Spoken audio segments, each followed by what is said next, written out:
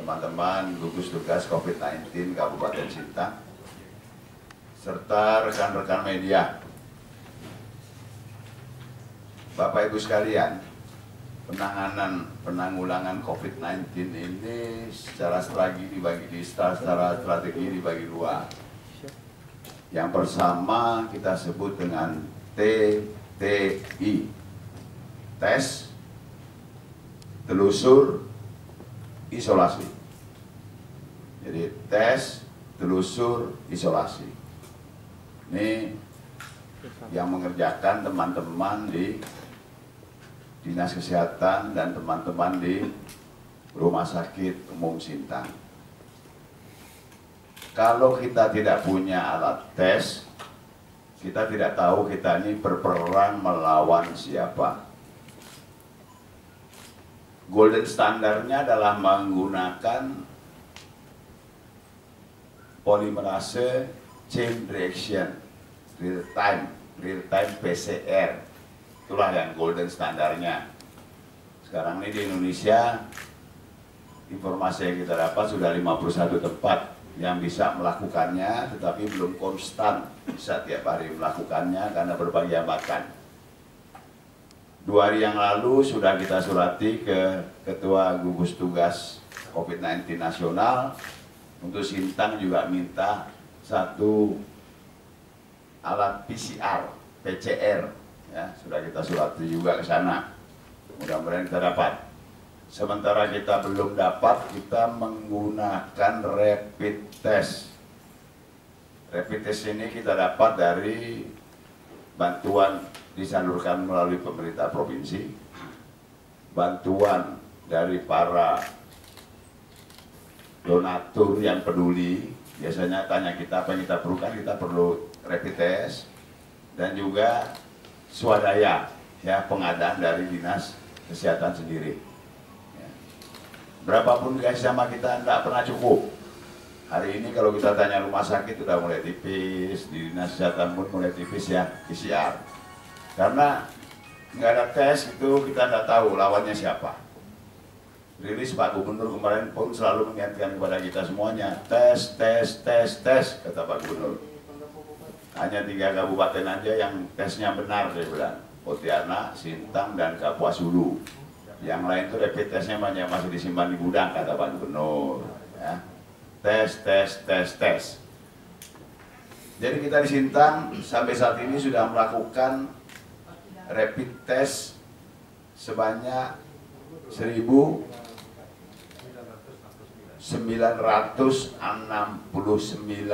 kit rapid test yang kita pakai. 1.969 kit rapid test yang kita pakai. Nah, tes ini diselenggarakan dalam rangka telusur tadi, menelusuri. Tidak mungkin corona ini hilang dari Sintang, hilang dari Indonesia kalau kita tidak berhasil menemukan mana kasus coronanya dan yang mana yang kontak erat dengan kasus konfirmasi. Kalau nggak kita temukan, tidak diisolasi, dia tetap menularkan kemana-mana. Kalau tidak ditemukan, dia tidak diobati, dia nggak sembuh, masih berpotensi untuk menularkan terus. Ya. Jadi yang kita telusur yang utama adalah 2 klaster pada konfirmasi COVID-19 Sintang dulu. Yang nomor 1 itu kita sebut dengan klaster konfirmasi 1 di Gang Keramat, Teluk Menyurai. Itu kita telusur tuh. Pertama yang bersangkutan, yang kedua lini 1 yang kontak erat dengan pasien terkonfirmasi. Lalu itu keluarga, tetangga, kawan. Lalu lini keduanya adalah yang kita temukan reaktif pada keluarga, pada kawan, kita teliti lagi kontak personnya dengan yang lain lagi, lini 2-nya.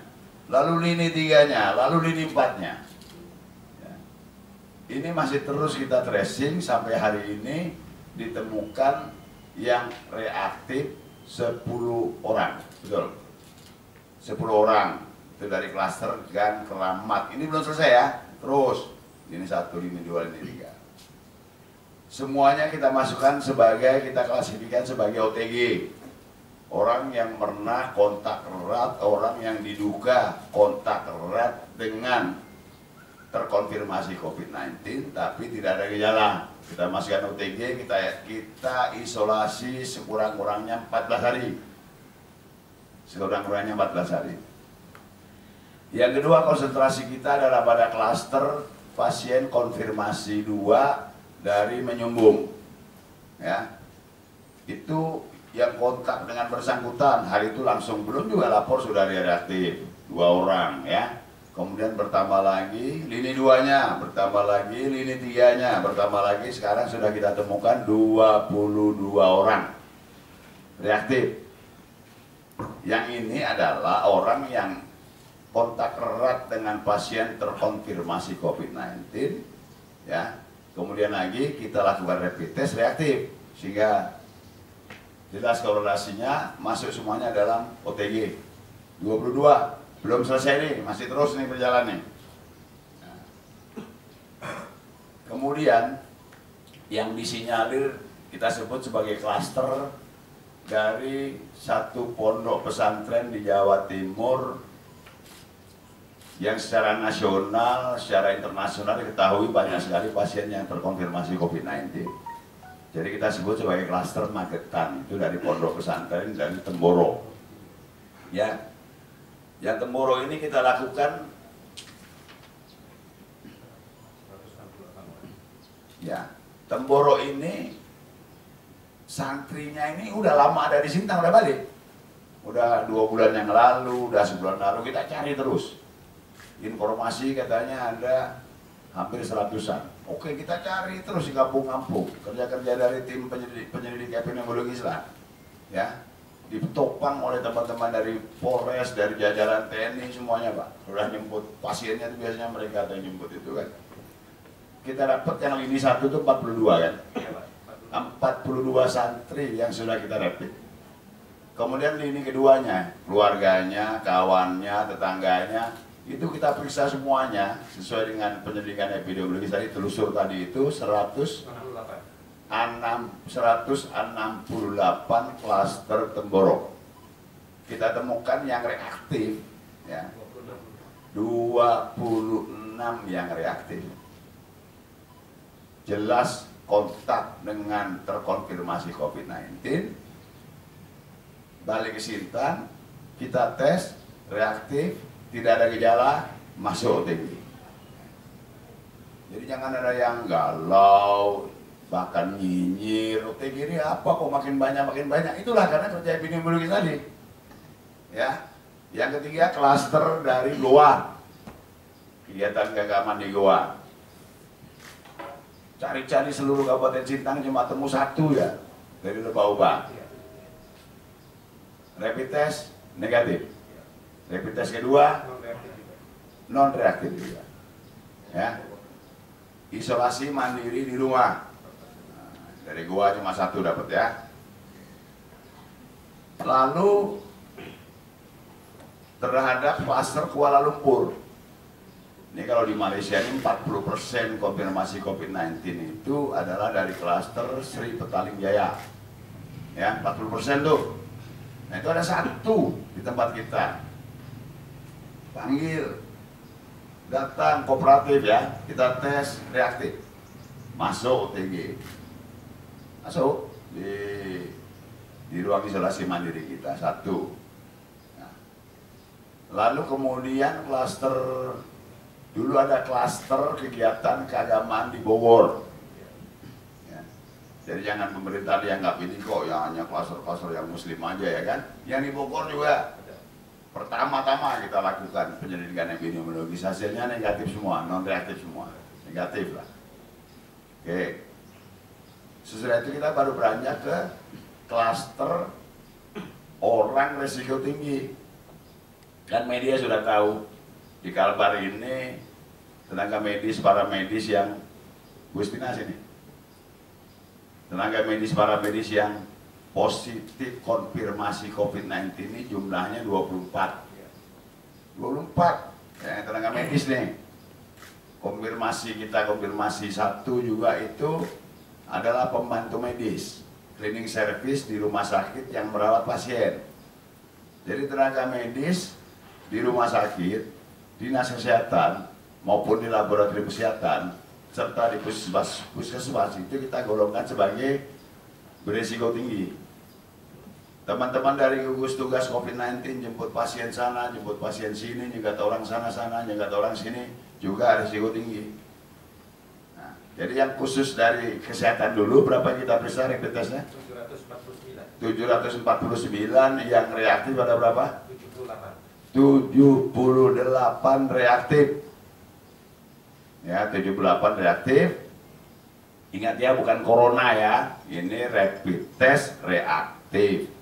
Jadi pernah berseliweran, bersenggol, ngomong kali dengan penderita COVID-19 sehingga dalam badannya muncul antibodi. Antibodinya pun sebenarnya belum tentu antibodi corona, mungkin antibodi untuk virus yang lain, ya. Tetapi tadilah ini dari cara telusur kita ini, daripada ada apa-apa, udah isolasi aja, itu supaya dia tidak berhubungan dengan yang kita masih sehat. Oke, dapat 78. Lalu teman-teman dari gugus tugas COVID-19 yang OPD, berapa kita periksa? 141. Berapa? 141. 141, yang reaktif berapa? 29. 29 reaktif.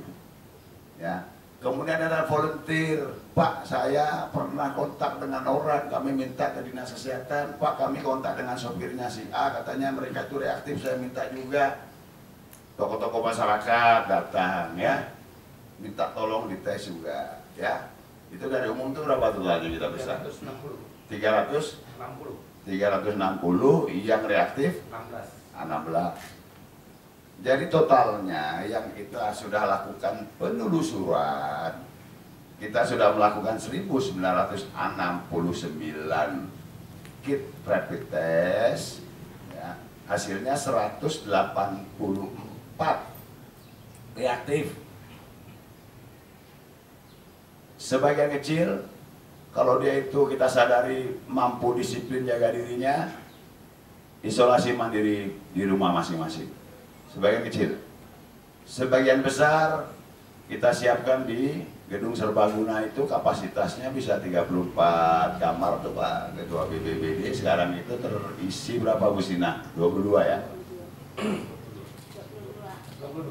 22 yang kita taruh di gedung serbaguna, kapasitasnya 34 kamar.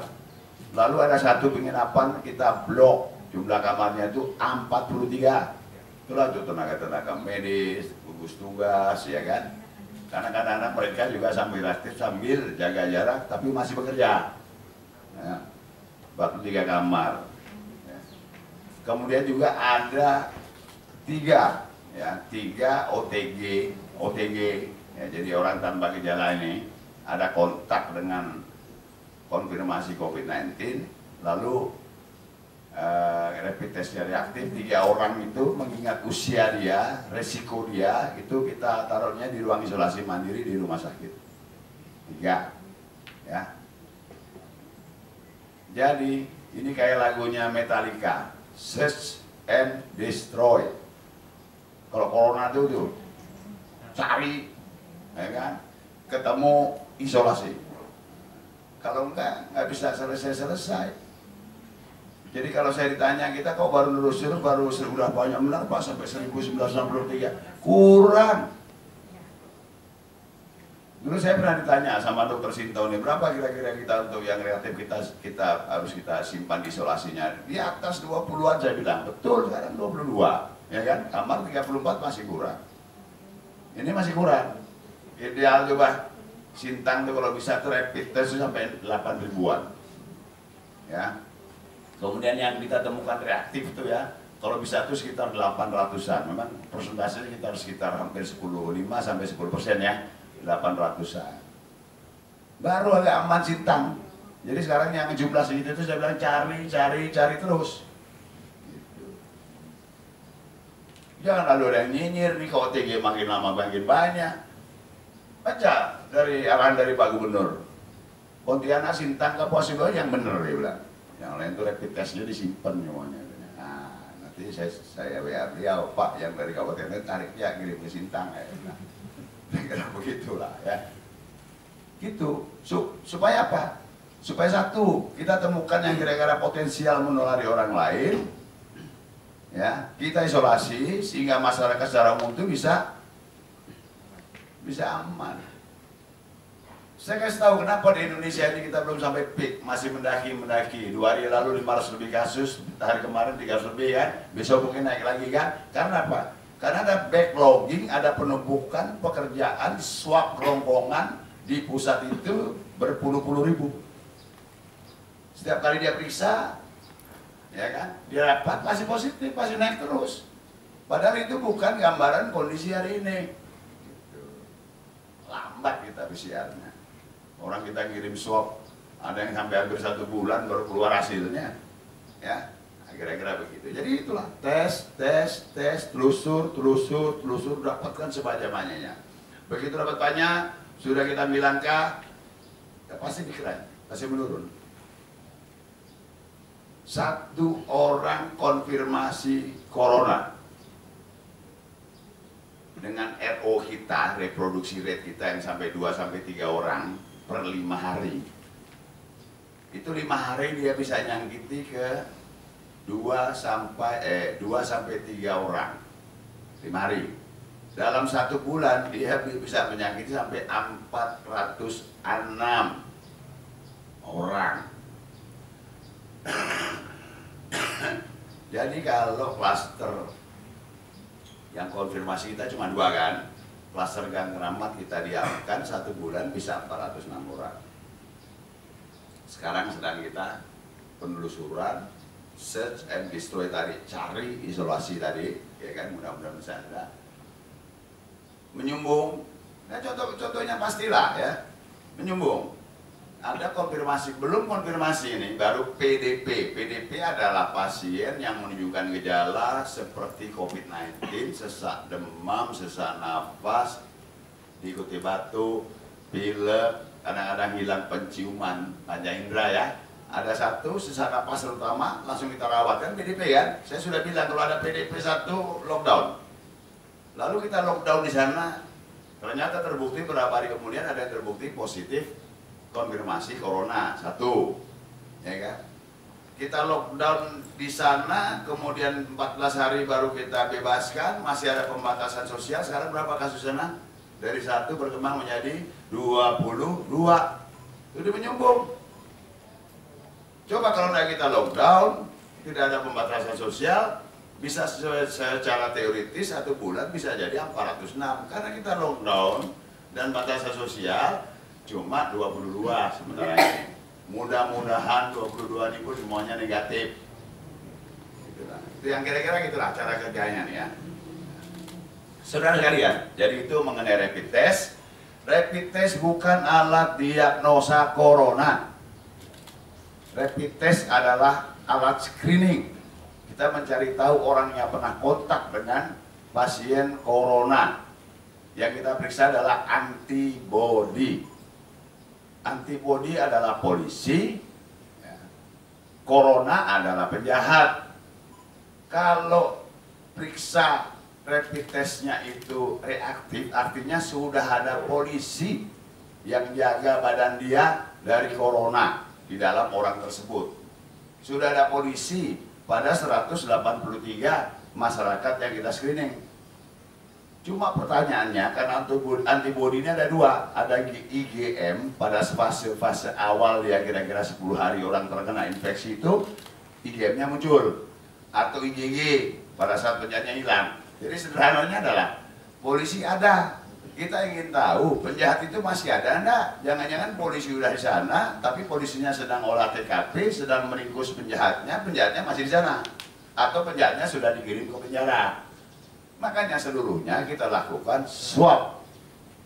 Kita lakukan swab. Pasien yang sekarang reaktif 5 hari kadang-kadang bisa jadi negatif. Karena memang berbagai jenis, merek, dan rekomendasi terhadap alat rapid test. Ya, tapi itulah yang kita miliki. Jadi jangan gimana Pak udah diperiksa kemarin positif sekarang negatif. Ya ada. Ya, tapi itu saja yang kita miliki, itulah alat kita untuk perang. Apa salahnya sih diisolasi 14 hari? Orang nggak diisolasi pun kita disuruh pembatasan sosial, disuruh jaga jarak, suruh pakai masker, suruh cuci tangan, kan gitu kan? Nah, inilah alat yang kita miliki. Ada yang diperiksa reaktif, kemudian kita swab seperti dokter Andar nih. Dia OTG nomor berapa tadi? 15. Dokter Andar ini OTG 15, diperiksa dia reaktif, berarti dia sudah ada polisi. Kita swab, cari benar-benar masih ada penjahatnya, nah kita swab hasilnya kemarin negatif. Nggak ada dia, jadi udah bebas ya. Nah, kira-kira begitu kan? Jadi dalam tubuh dia ini ada polisi, ada antibodinya, karena rapid testnya reaktif, penjahatnya udah nggak ada. Karena di swab hasilnya negatif. Oke. Jadi itulah cara penelusuran. Ya. Rekam-rekam ya, nanti pandai-pandai bikin beritanya. Yang kedua, corona ini bisa sembuh. Corona yang di Sintang ini hampir semuanya sembuh. Satu, kita rawat pasien konfirmasi corona itu kan dari Sanggau.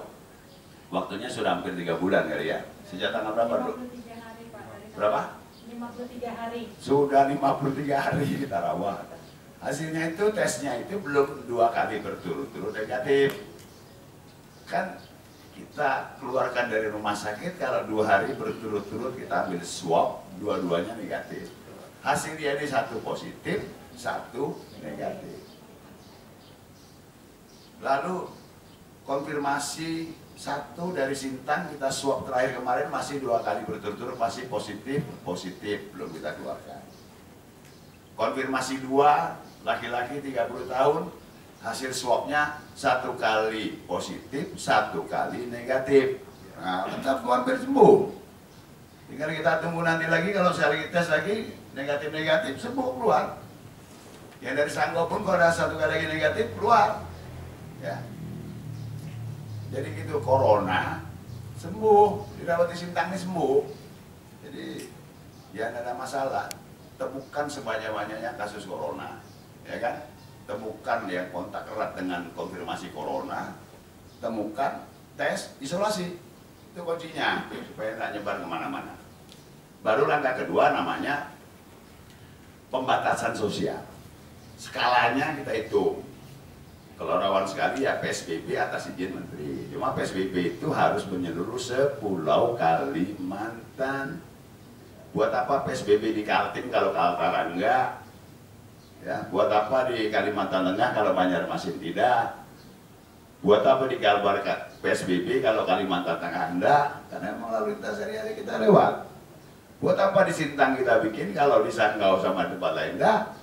Jadi kalau PSBB itu yang bagus itu harus menyeluruh 1 provinsi atau 1 pulau gitu.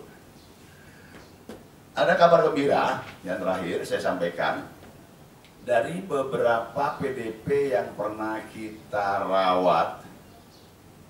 Mana PDP? Yang pertama saya ingin menyampaikan yang menyumbang PDP berapa tuh?